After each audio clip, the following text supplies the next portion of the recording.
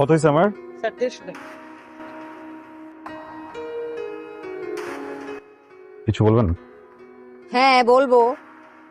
কি? মতিন, হ্যাঁ, মতিন। আপনি?